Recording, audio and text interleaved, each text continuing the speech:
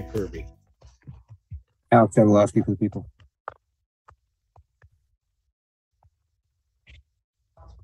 Good morning again, Your Honor. Susan Longsworth on behalf of Ms. Kirby. Ms. Kirby, can you please state your name for the judge? Dana Kirby. Got it. Okay.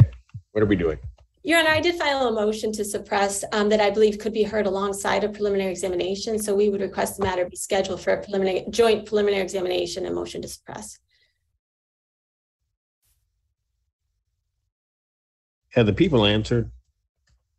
Not as of today. I haven't answered yet, Judge. I just got this week, as I recall. All right. So if I set it for the 17th, you'll have a response in? Yes. Prior to that date. All right. So I'll set the motion to suppress and preliminary examination. I'll set that for October 17th, 2023, 9 a.m. That is before Judge Valvo. Thank you, Your Honor. Thank you. Thank you. Your Honor, is that also at the service center? Yes, it is. Okay, thank you. And typically, counsel, the motion to suppress, well, there's going to have to be evidence heard. It would be the same witnesses that would testify.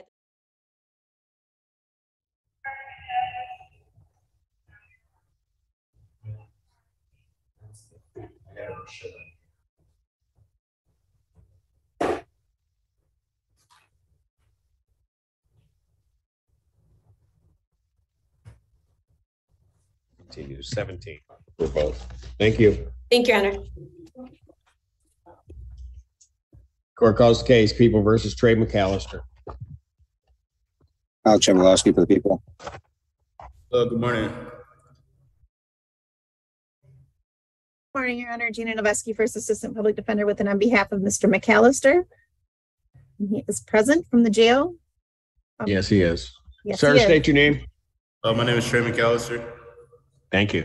All right, what are we doing?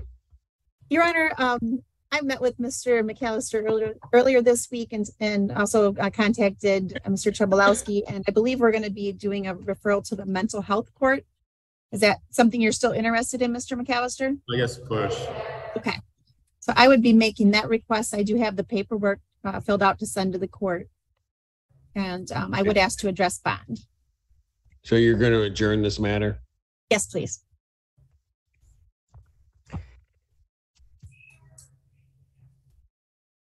Probable cause will be adjourned with the referral. If you get that over to me so we can start that process, I'll adjourn this out to October 26, 2023, 9 a.m.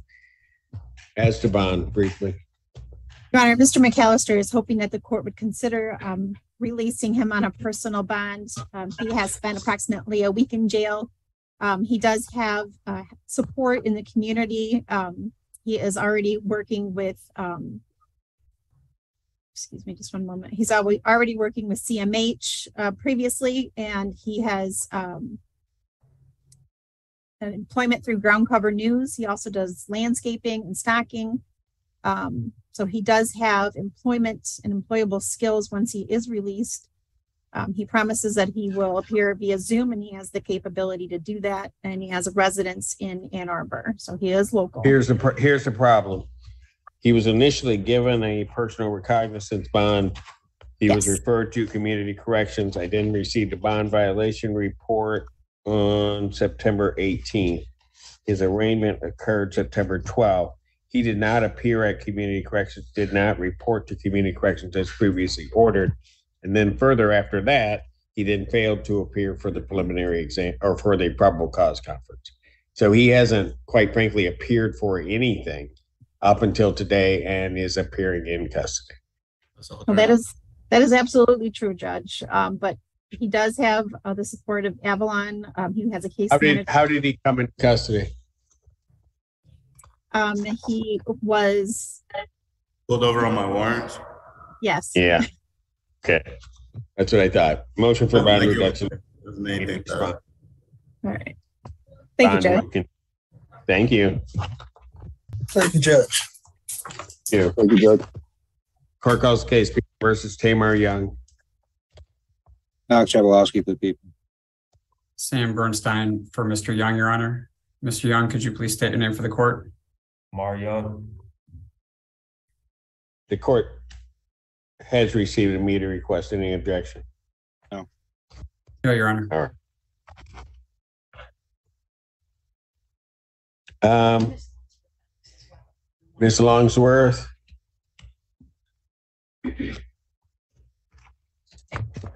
I apologize, Your Honor. It's okay. And this is on Mr. Young. Thank you, Your Honor. And did Your Honor grant Mr. Bernstein's motion to withdraw?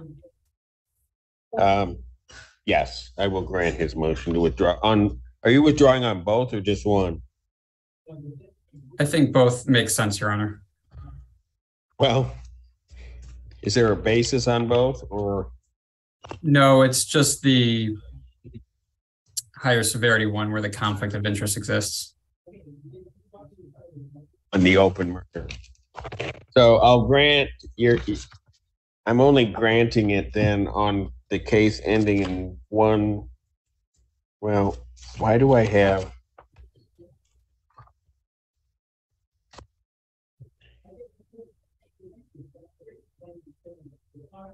Well, no, I'm not going to do it that way. So the open murder case, which is the case ending in, which one is it? Ending in 1433. I will grant the motion to withdraw. On that case, you're going to have to stay on the other. I don't have a basis for the withdrawal in that case. So whether people think that makes sense or not, I'm not going to do that. Thank you, Your Honor. All right. So what are we doing in these cases? Your Honor, as to the open murder case, I would ask for an adjournment in order to review discovery. I was provided with a significant amount of discovery from Mr. Bernstein and the prosecutor's office, and I need to have the opportunity to review that and discuss that with my client. So how much time? Your Honor, if we could have a month, I'd appreciate that. All right. What are we doing on the other matter? I would ask that it tag along with Ms. Longsworth's case, Your Honor. Probable cause conference in these cases will be adjourned then to November 2nd, 2023, 9 a.m. Bond will continue as respectively and denied in each of these cases. Thank you, Your Honor. Thank you. Thank you. So you got that I granted it on one and not on the other, and I'm going to need a new order from the office over there. Make sure.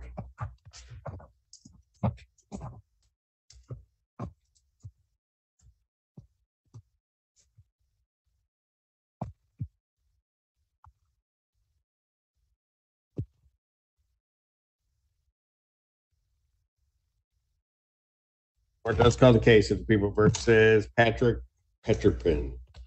Nicole Hughes on behalf of people. First Assistant Public Defender Kalina Anderson with and on behalf of Mr. Petterpin. Mr. Petterpin, can you state your name, please? Patrick Petterpin. What are we doing?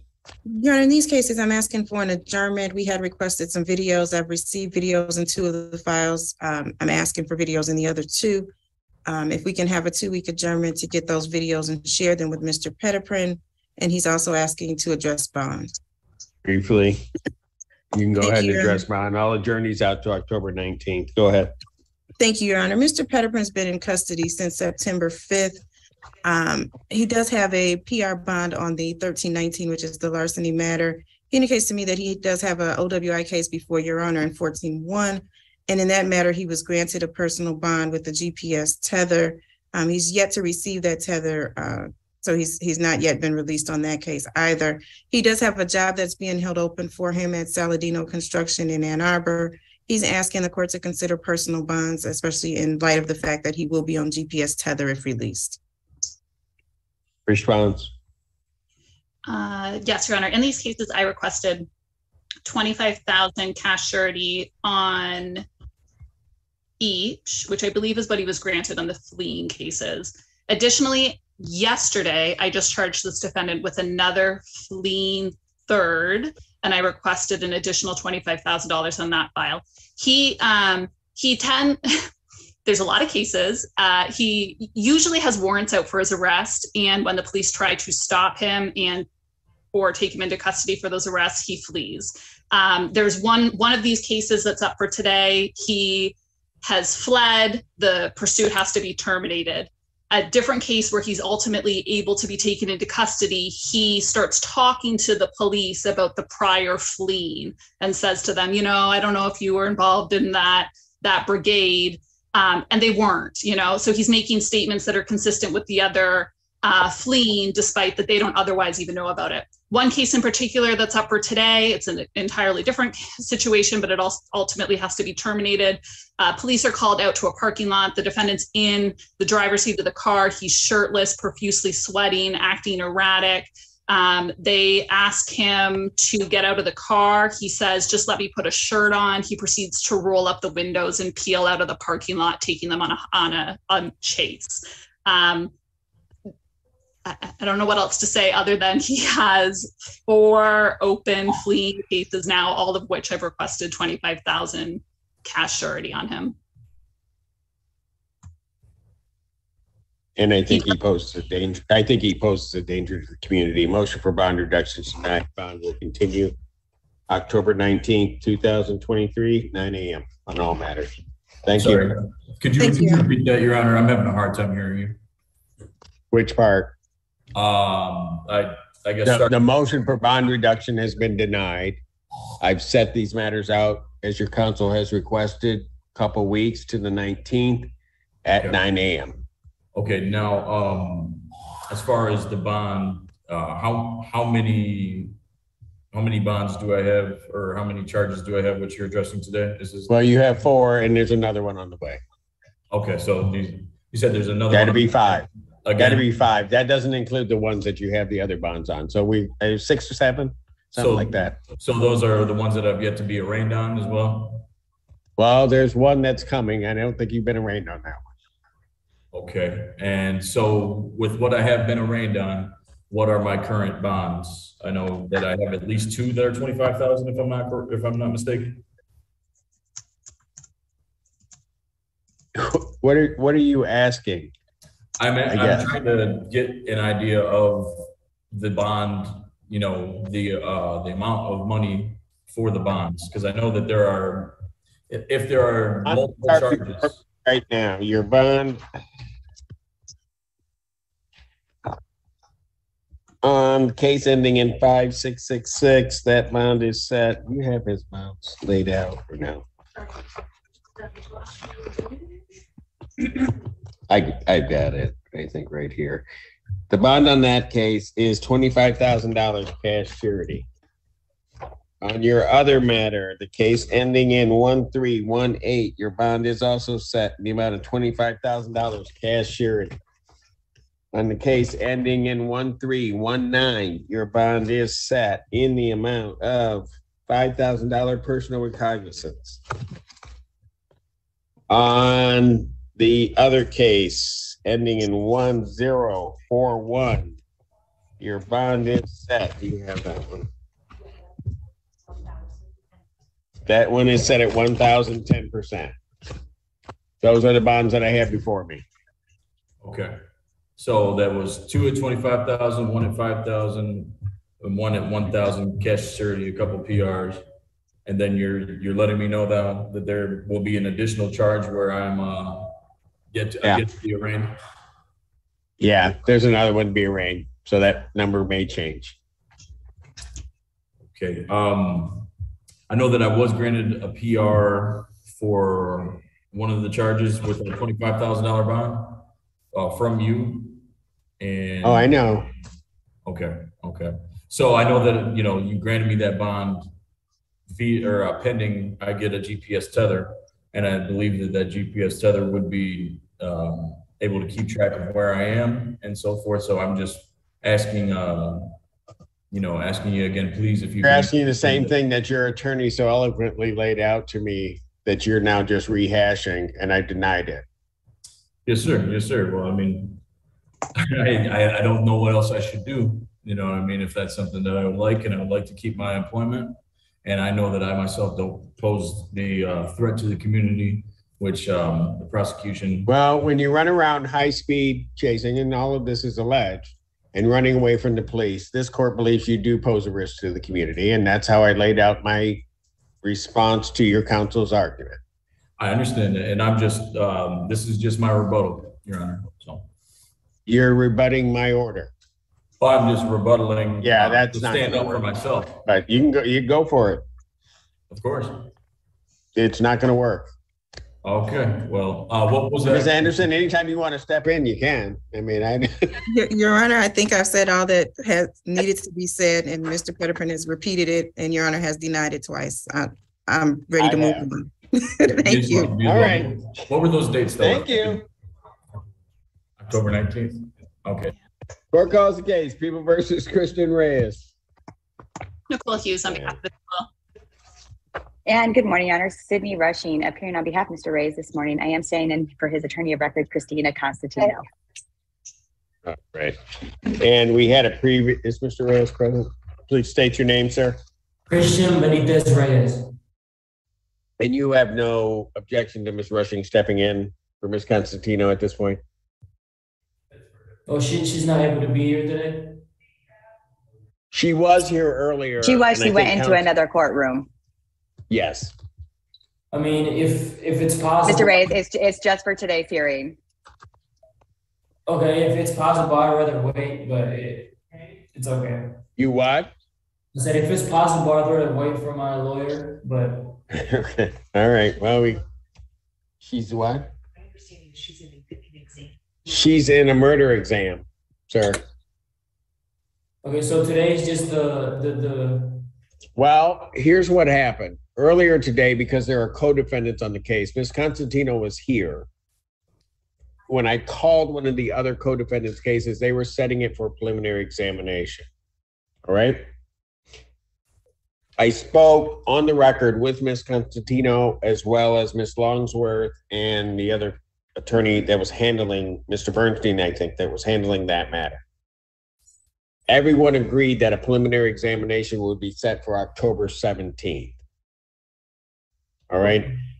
From what I understand, and I don't know this for sure, Ms. Constantino went into another exam. 754873. Can we? Yeah, got it. Ms. Constantino went into another exam in another courtroom. Ms. Rushing is now appearing. And my belief, although she hasn't said so, is that she would be asking that the court set the preliminary examination for October 17th. Okay, that's fine. I just wanted to make sure. That is correct, Judge. All right. So you don't have any objection to Ms. Rushing stepping in to do that. Ms. Constantino has done what she was going to do. She just did it earlier. Okay. Before we could bring you to the screen. Okay. All right. Given all of that, preliminary examination will be set in person October 17th, 2023, 9 a.m. And that is before me. Defendant's bond will continue as denied. Thank you. Thank you so much, Judge. Thank you. Should I recall Mr. Lockwood, his new attorney is up? Is he up? He is. Court recalls the case, People versus Lockwood. Recall. Laura Willenberg on behalf of the people. Good morning, Your Honor. Marcia Creation on behalf of Mr. Lockwood, or soon to be appointed on behalf of Mr. Lockwood. Yes, I have signed the order. Your Honor, I just received discovery via email 3 minutes ago. I'm asking for an adjournment in this matter of approximately 2 weeks. Mr. Lockwood, can you state your name, please, sir? My name is Gary Lockwood. Thank you. All right. You have your new attorney on the case with the PD withdrawing. I'll adjourn this matter out to October 19th, 2023, 9 a.m. Bond will continue. All right, sir. Yes, sir. Thank you. Thank you. Court calls the case, People versus Esmond Britt. Nicole Hughes on behalf of the people. Your Honor, Gina Noveski, First Assistant Public Defender, with and on behalf of Mr. Britt, who is present. Mr. Britt, state your name. Esmond Britt. All right, what are we doing? Your Honor, we are waiting on the results of a mental health court screening. He has been screened, I believe. We're just waiting to see whether or not they accept him. So we would need to adjourn, and I would ask to address a bond condition. Are they expected to give an answer soon, or we don't know? All right. I don't know. We do October 26, 2023, 9 a.m. Yes, as to the bond condition. Your Honor, I know previously it was requested that his tether location be changed back to his home with his wife and children. Previously there was not a letter from his wife, and we do now have a letter from his wife requesting that he be allowed to come back home, be tethered to the home. She does have 5 children under the age of 13. So she's got a lot and needs his help at home. He has been doing well since his release for the past 41 days. He completed outpatient, has continued with therapy as the aftercare that was recommended from that program. He goes there weekly and is also taking his medications as ordered.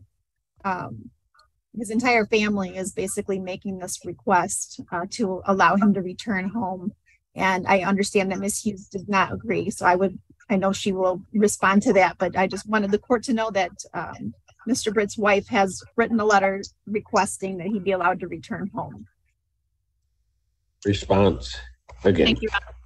The last time we were here, a different public defender, I believe it was, requested again that he be able to return home. At that time, I did have a letter written by his guardian, who's his sister, that I understand to be signed by his wife. Since then, Ms. Noveski has forwarded me a letter written. From what I understand, again, it's a writing. I have not confirmed with the wife that she actually wrote and signed these documents. I am still opposed to the defendant returning home. Last we were here, I put on the record that had I known that that the defendant would be turning around to ask that he go back to the marital home, I would have never agreed to his release from custody.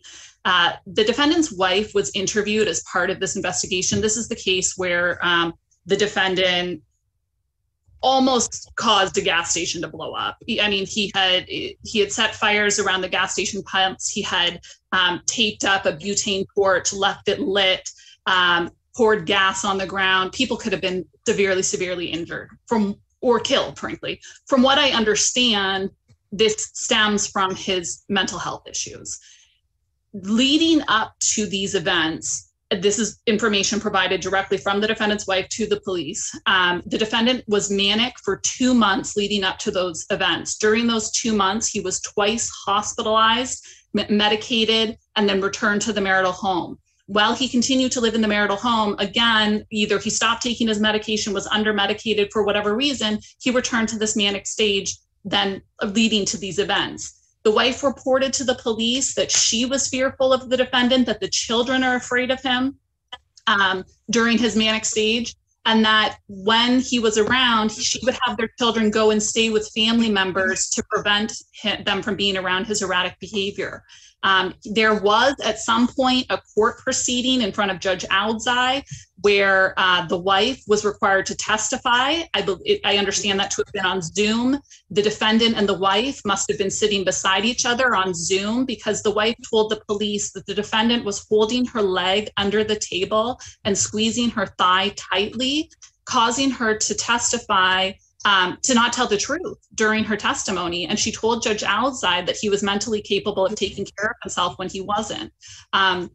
Because these are things that were going on for months, despite their attempts to stabilize him, and it still led to these events, I do not feel comfortable with him returning home. I want the wife and the children to be protected and safe, but I also don't want him returning to the environment that perhaps led to these events anyway. Your Honor, I would just point out that one of the stress triggers that led to this manic episode was his business that he had, and that's no longer an issue. That business is now defunct. So that's one of the main stressors, and that is gone. And since this episode, obviously he has had treatment. He continues to have treatment and medication, and he is compliant with all of those things. So, I mean, how long do we keep him away from his wife and kids? I mean, he's being treated. He hasn't had any episodes. 41 days almost, Well, here's what I'm going to do. I'm going to, at this point, until I see at least some evaluation or determination from the mental health court, I'm going to deny the request for any change in bond. I'd want to see some more information regarding their evaluation. So at this time, the bond will continue as stated with all of its conditions. The motion for the change is denied. Thank you. Thank you, Your Honor. Thank you. Court calls the case People versus Joshua Brown. Nimesh Ganatra, First Assistant Prosecuting Attorney for the People. And good morning, Your Honor. Assistant Public Defender Chinazi Carey-Akinruli on behalf of Mr. Joshua Brown. Mr. Brown, could you unmute and state your name for the record, please? Joshua Brown. Okay, we got him. All right, what are we doing? Your Honor, we are asking for an adjournment in this matter. I have been in negotiations with Mr. Ganatra. I want to put together a mitigation report to submit to Mr. Ganatra. Without objection, October 26, 2023, 9 a.m. Bond will continue. Thank you. Here. Court does call the case of the People versus Jonathan Ward Callahan. They adjourned it. Laura Willenberg on behalf of the people. We're ready in that matter. John Brown, Deputy Chief Public Defender, appearing with and on behalf of Mr. Ward Callahan. Mr. Ward Callahan, please state your name for the record. State your name. Ocean.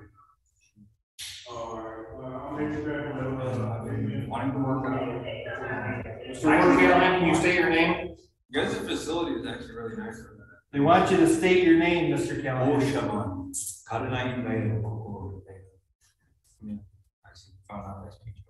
That's cool. So kind of just kind of like a spiritual thing going on with my family. So if I could get a request from the judge, or if I could put in a petition, all right, allow me to, that'd be pretty cool. Your Honor. Deputy, that is Mr. Callahan. It is, Your Honor. All righty, thank you. Thank all right, there's a report in this case. I don't have a copy of the report. Counsel. Here's what we'll do. And I see that the order is here, but I don't have the report. So what I will indicate, if you can send over the report for the court will review that report for purposes of this hearing. My understanding is that the defendant is incompetent, but that he is restorable. Once I review that report, if that is consistent with that, unless there's other evidence, I will sign off on this order. All right, Your Honor. All right, and pardon? I wanted to first verify the prosecution has received a copy of the report. I have. All right. So I'm the only one that doesn't have it. So I'll do it this way so that we don't have to bring it up. I'll set a review date out. Give me 90.